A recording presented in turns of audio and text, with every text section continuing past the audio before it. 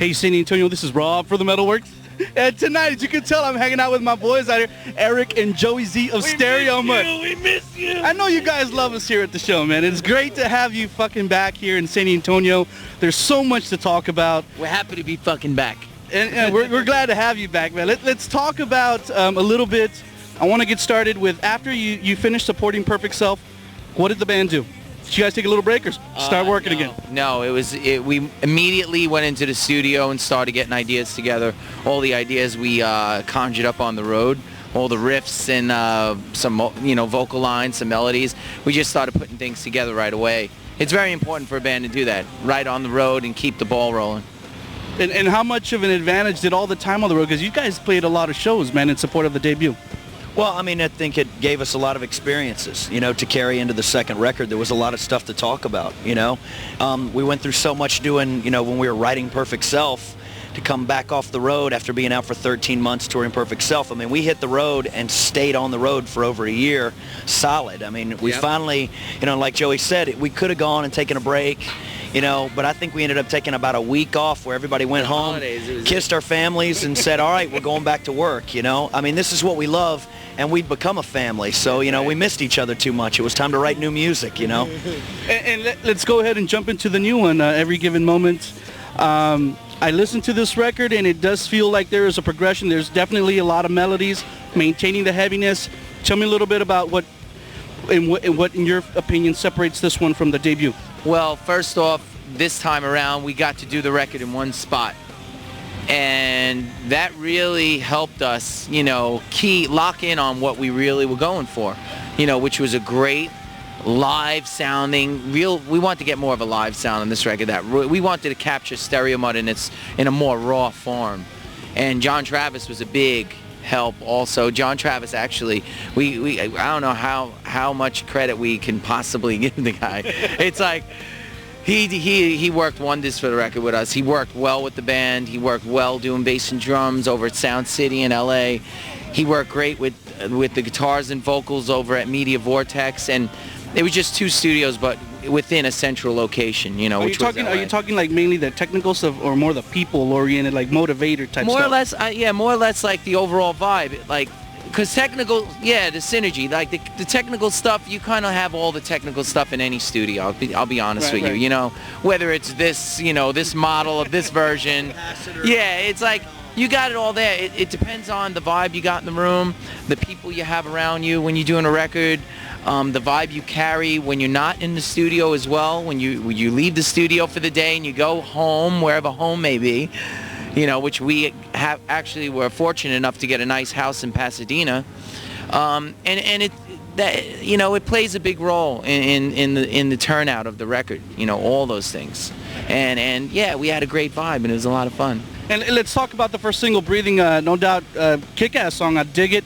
But Eric, share a little bit with the people out there what we were talking about off camera about some of the new singles that are going to be making the radio waves. Well, something that we were excited about, when you get done with a record, when you go through all the politics and you turn it into the label, and it goes to all the department heads and everybody listens to it, it's not uncommon for a label to come back to you and say, we want to hear more music. You got to go back in the studio and write some more.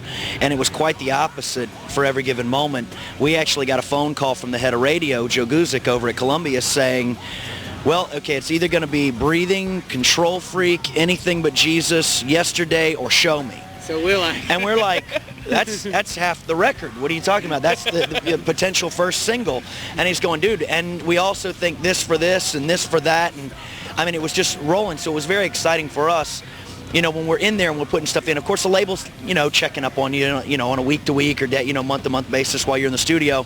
When the end of it was all over and they got the record and they were so excited about it, I mean, obviously we were excited. We'd been working our asses off for so long.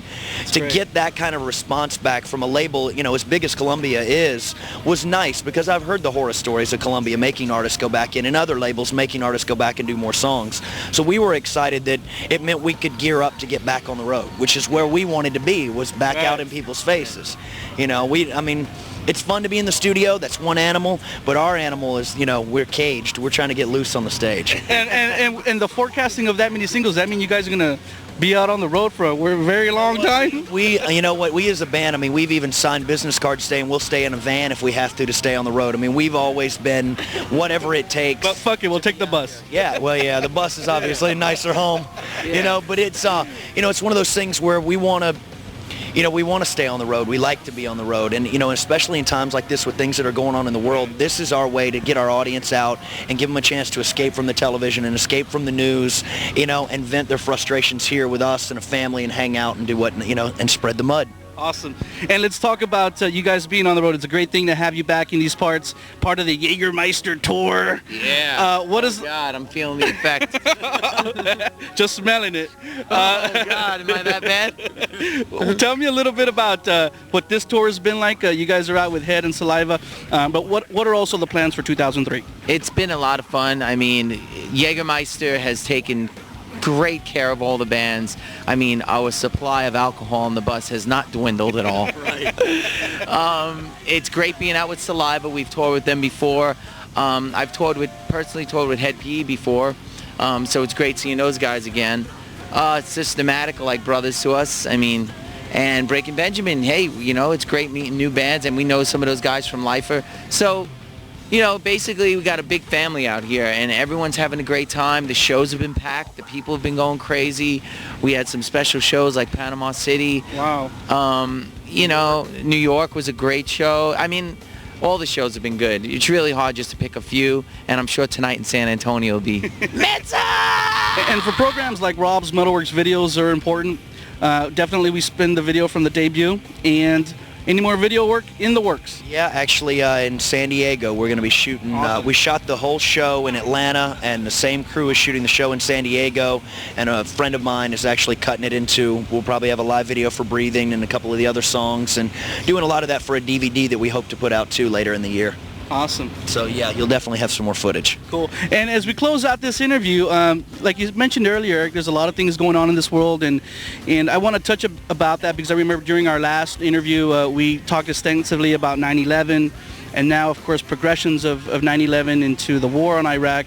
How do you guys feel about that? And you know, I hate to get political, but I think people just want some feedback about how different people are feeling about this stage in history. Well, for one, I do support the fact that we need to keep this country safe. Something like 9/11, obviously for me was, and I'm sure for the rest of America, but it was a huge tragedy, and I lost some friends. So any way that we could look ahead, kind of look into what's going on in other countries and how it may affect us and how we can change it now before something worse happens, like a biological attack or nuclear, who knows, you know. People, these madmen, as I would like to call them, get their hands on these weapons and they would use them on their own people. What makes you think they won't use them on American people, you know, or American embassies and all that in other countries? I mean, I have a brother in the military. He's a Marine. Of course I'm scared for him. I don't want him to go overseas and fight, you know. I have that fear of my brother, losing my brother. But at the same time, if he had to, I would totally be there for him and support him and know that my brother is keeping us safe, all of us right here, and all of them out there. So I support the whole thing. If Saddam needs to be taken out, take him out. Take that other maniac out, Bin Laden, and then we'll be all good, and we'll just see who else wants to fuck with us. Any last words, Dirk, for the people out there in San Antonio, man? You know what? We'll see you tonight. We'll see you again. Spread the mud, April 1st, every given moment.